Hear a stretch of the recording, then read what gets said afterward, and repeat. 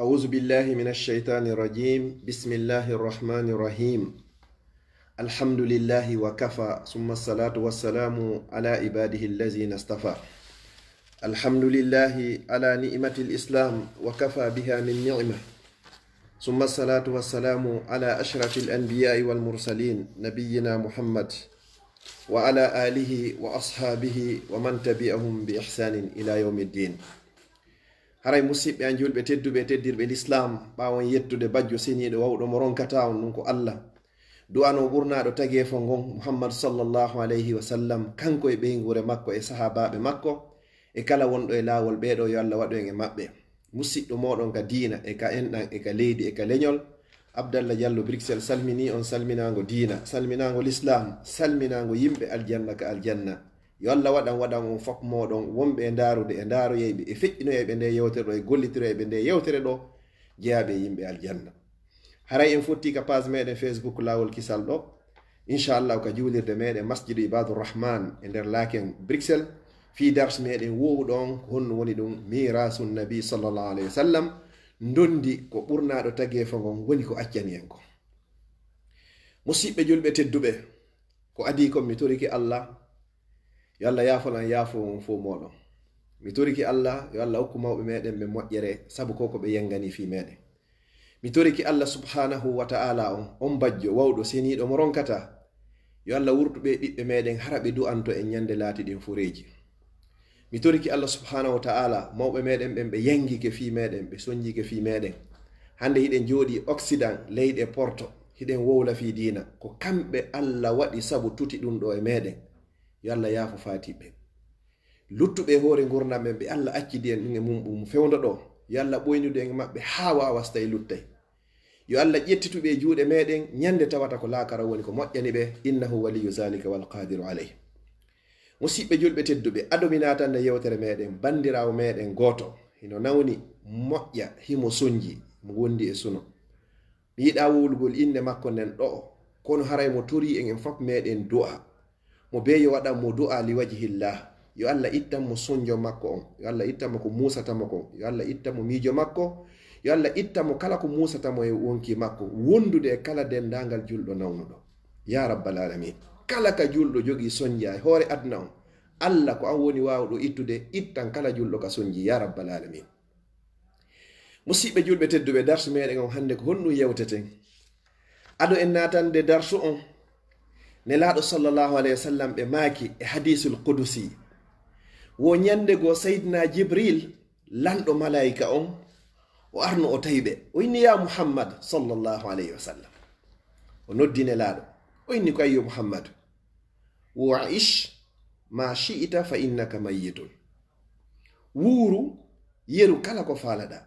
wuuru no faaliraɗa wo kono andu pellet ko a maayo. musidɓe julɓe tedduɓe nane yewtere wuuru ha ka faalaɗa, wuuru no faaliraɗa wo kono pellet ko a maayo. ko hombo yewta ɗum ɗo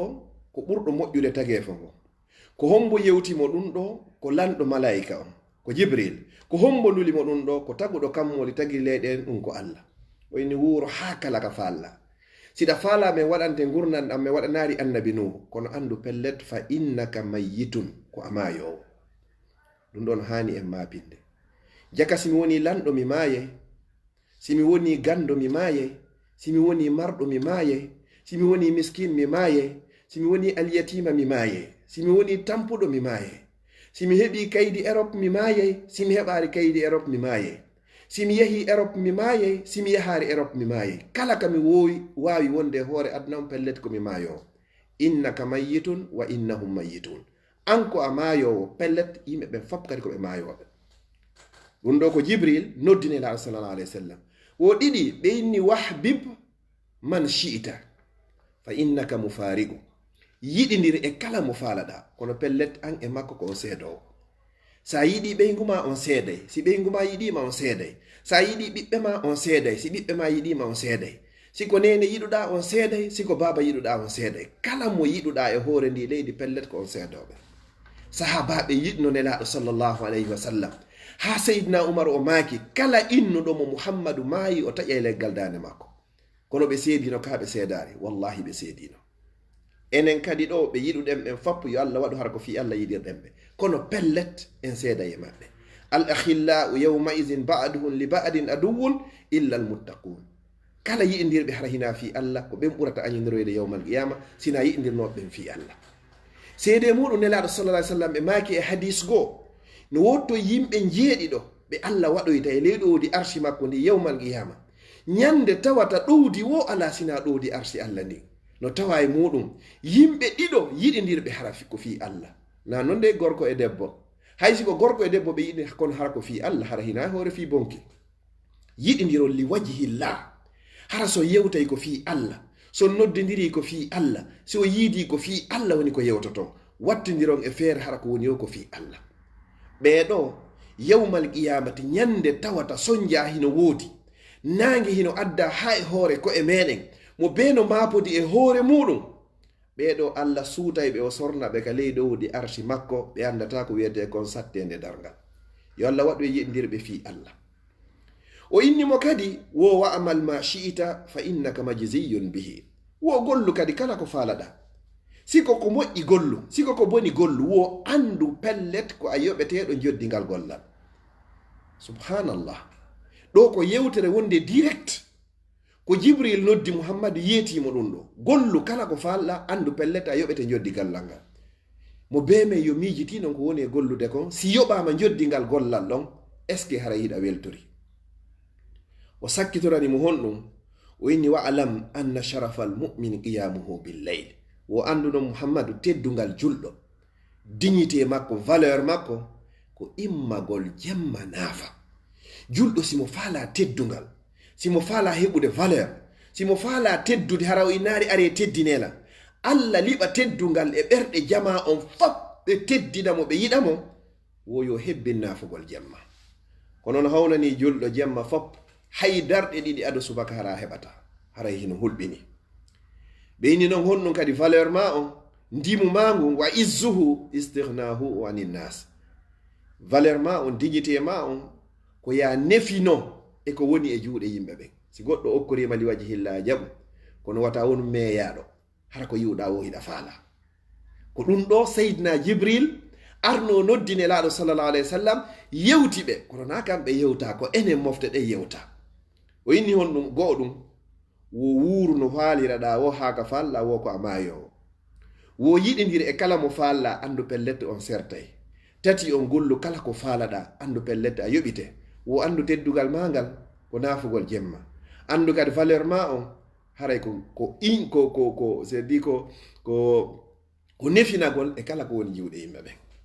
ɗo feƴƴi ɗo karamokojo gooto wi'eteɗo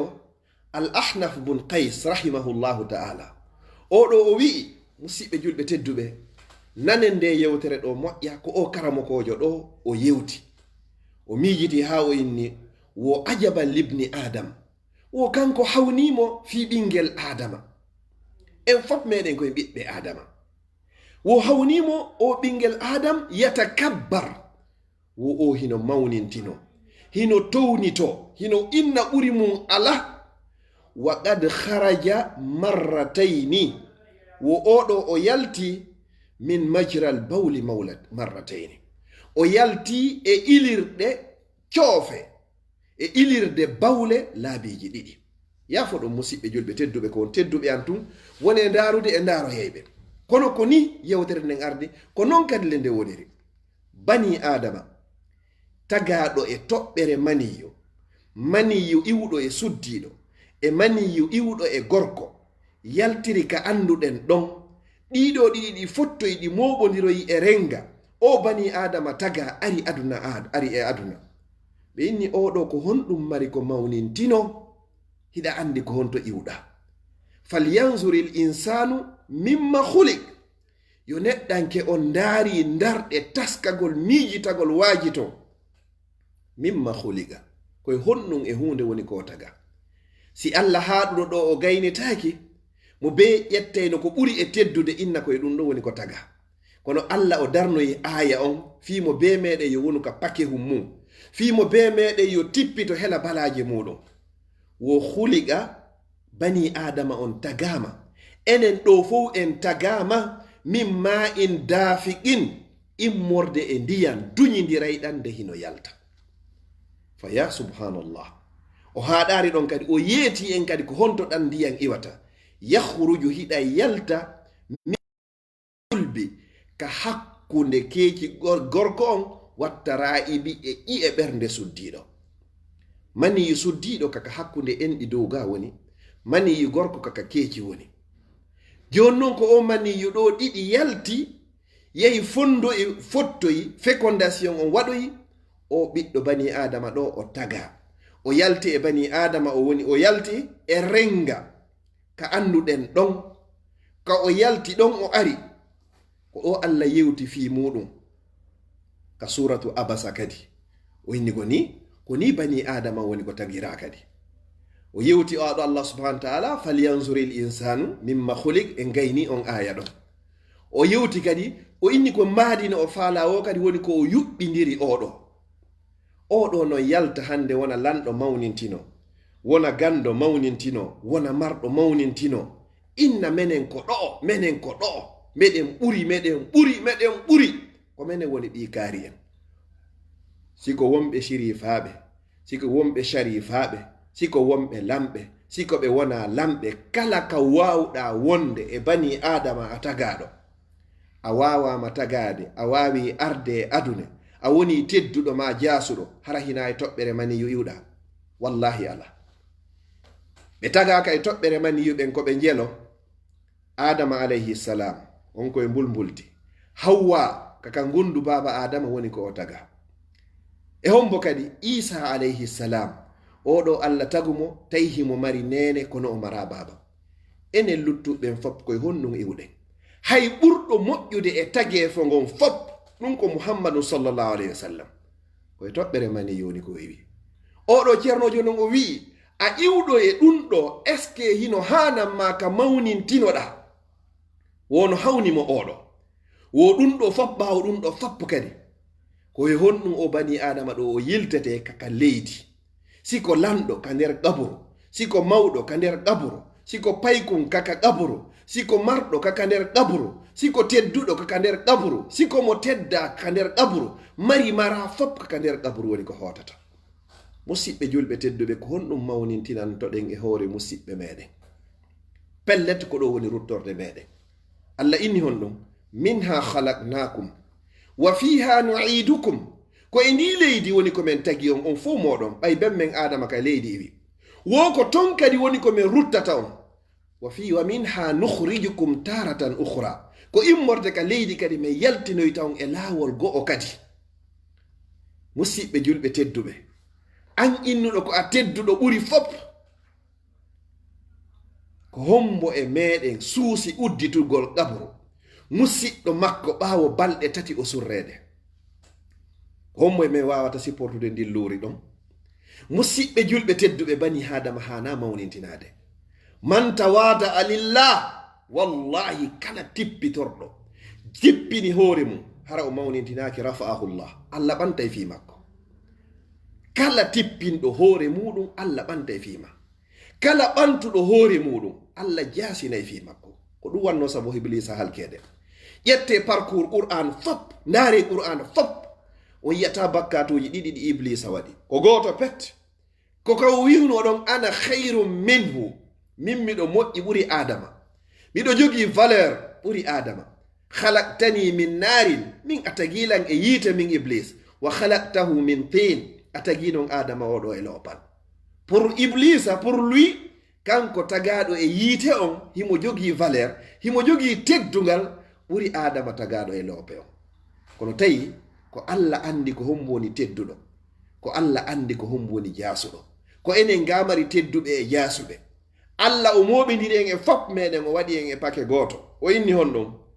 ya ayyuhan nasu, ko ono yo yimɓe, hay o sappaki julɓe, ko fop o sappo o moɓidiri. Inna no menen Allah khalaqnakum, men tagi on min zakarin wa unsa, e gorel e deyel, wa ja'alnakum, men waɗi on shu'uban,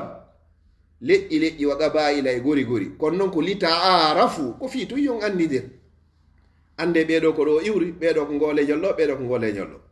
Kono inni ka fen inna akramakum, ande ko ɓuri teddude e moɗon fop inda Allah ka Allah ga, o inari ka adna ga, ga teddinen kala mo faala ɗen jaasinen kala mo faalde kono ka Allah ton ko ɓuri teddude ton atqakum ko kala ɓurɗo e moɗon kulol Allah ko oɗo Allah apprécie ko oɗo o manti ko oɗo on tedduɗo ka makko yo Allah tawan en hara ko en teddoyɓe ka makko yawmal qiyama yo Allah dandu en teddinede ka aduna ɗo ronken teddoyde yawmal qiyama sittana en nde jaasina ɗen ka aduna ɗo teddoyen ka makko yawmal qiyama e di en teddinede ka aduna ɗo e hoore mere hara ko en jaasuɓe yawmal qiyama ya rabbal alamin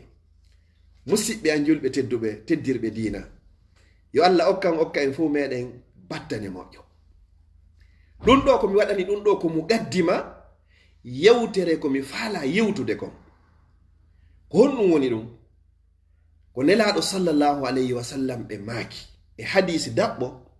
ko fillimo ko imam Anas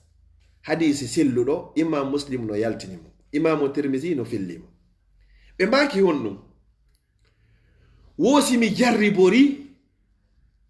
jiyaɗo an on iza talaytu abdi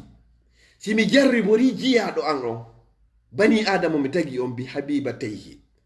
perdugol gite makko ɗen ɗiɗi azani allahu afana allahu wa iyyakum yo Allah on dandu en kono si yehi ha Allah jaɓiti gite ma ɗen ɗiɗi o wuminɗinima ma o ɗuyti yi'u gongol ma o jaɓiti fop fa sabara neɗɗo o muñño o inna Allah ko an jonnunolan gite duuɓi sappo joyinogay miɗo yi'ude sa yehi ha an Allah a ndaari a tawi hande kadi ko angal yi'ugol ngol ɓuri lam moƴƴande jomi an mi jaɓi mi jabbilike mi yondinanike ma kadi hiɗa wawnolan tagude ila taguɗalan hara ko mo mi yiyata kono sa hollilan aduna duuɓi sappo no woodi ɓe yaari aduna ila Allah tagi ɓe tagi hara ko bumɓe karamokoɓe ɓurɓe ɗuɗude e lolluɓe nde ɓe faato haray Allah jaɓiti gite ɗen tawa e maɓɓe Abdoullahi ibnu Abbas o tawa e maɓɓe karamokojo goto mufti Ibn Baz ni fewno ɗo kadi mufti Saudi on Cheikh Alu Cheikh kan kadi ko bunɗo kono Allah ko inni fa innaha la ta'mal absar walakin ta'mal qulubu allati fi sudur naɗe gite ɗo woni ko wumata ko gite wonɗe ka giiɗe ɓernde hara ɗe yiyata gonga ɗe nanata gonga si tawi ko ɗe ɗo woni ko wumi kono ɗega hiɗe yi'a haray ko alhamdulillah kono yo Allah dandu en ɗe ɗo yi'ugol hara ɗe ka ɓernde ga wumi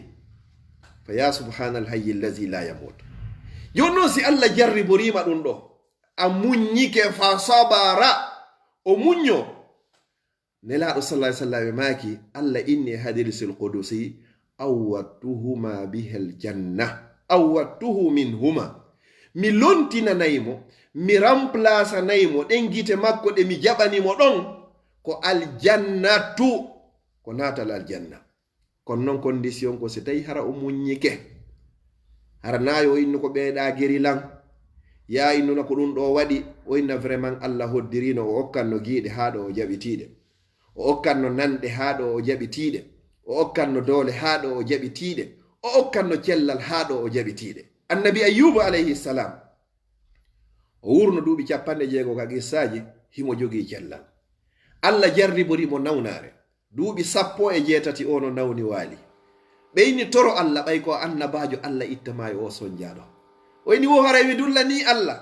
si Allah okkilan cellal duuɓi 60 yomi nawnu ɗo tun embere duuɓi 17 mi fuɗɗo wullude e hoore Allah haray mi yettari nema ko neminilan ko fa ya subhanallah emba no wodno jiyaɓe Allah honno o waali no duuɓi 17 so ɓanti juuɗe o tori Allah woni rabbi inni massani adur jomi an lorra heɓilan wa anta arhamur rahimin ko an woni yurmeteɗo yurmeteɓe man la yarham la yurham musidɓe julɓe tedduɓe kala mo yurmatake tage fo Allah ngo ko Allah tagi kon Allah kadi yurmatake mo kala mo hoynanta ko Allah tagi kon Allah hoynantamo siɗa faala yo Allah hoynane hoynan jeyaɓe Allah ɓen siɗa faala yo Allah yurmema yurmin jeyaɓe Allah ɓen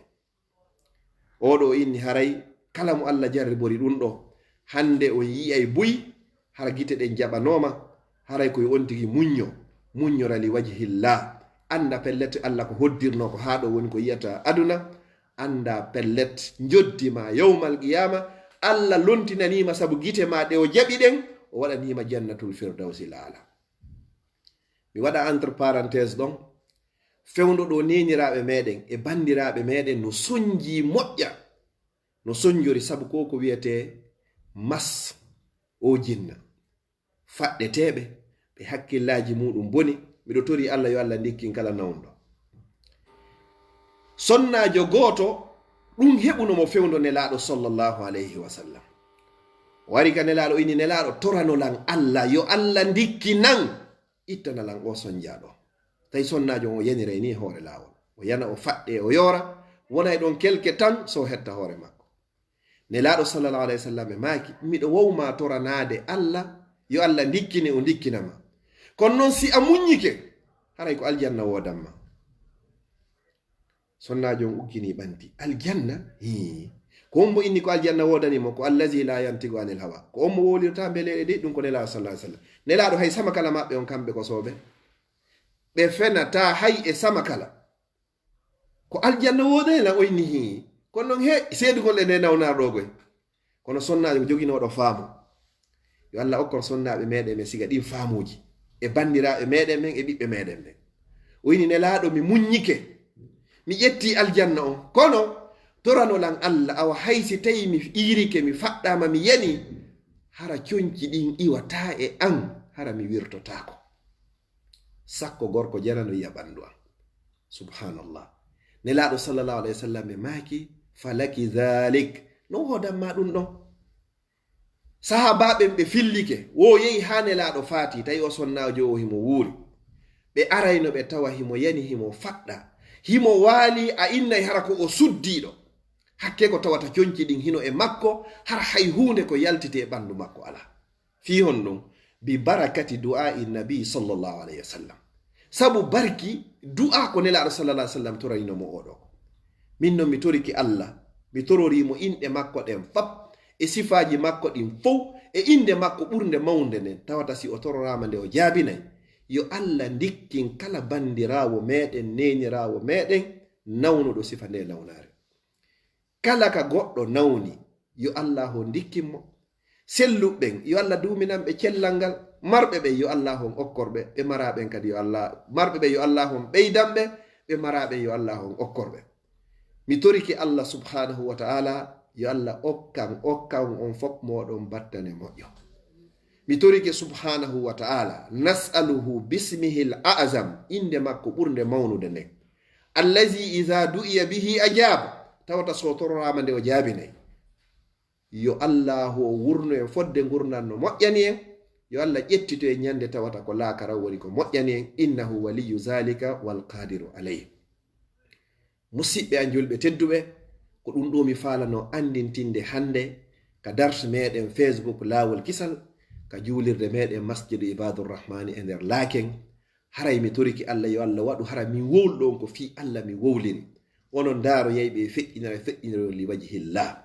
kala feƴƴinoyɗo nde yewtere ɗo o gollitiro yo Allah dandumo ko wiyete kon bunɗan. kala feƴƴinoyɗo nde yewtere li wajhillah simo nawnima yo nawnira yo Allah on ndikkinanmo o be ko mapori kon ya rabbal alamin. ko a wiwɗo yo Allah iza sa'alaka ibadi anni fa inni qarib ujibu da'wata da'i iza da'an. hiɗe ɓattimen an Allah simen torikema a jaabinay Allah mi torikema ndikkin kala mari nawnuɗo ittan suno e miijo e ande e sohla e probléme kala marɗo sifa muɗum. mi toriki Allah subhanahu wa ta'ala leydi meɗen ndin lagine e ko woni takko lagine kon fop e leyɗe aduna Allah on fop leyɗe julɓe ɓen fop. mi toriki Allah subhanahu wa ta'ala yo Allah okkorɓe lamɓe fewɓe nunɗuɓe huloɓe Allah yo Allah waɗu en enen kadi laamateri fewndi nunɗudi hulore Allah ya rabbal alamin. haray bi isnillahi ta'ala si jon jango jaɓi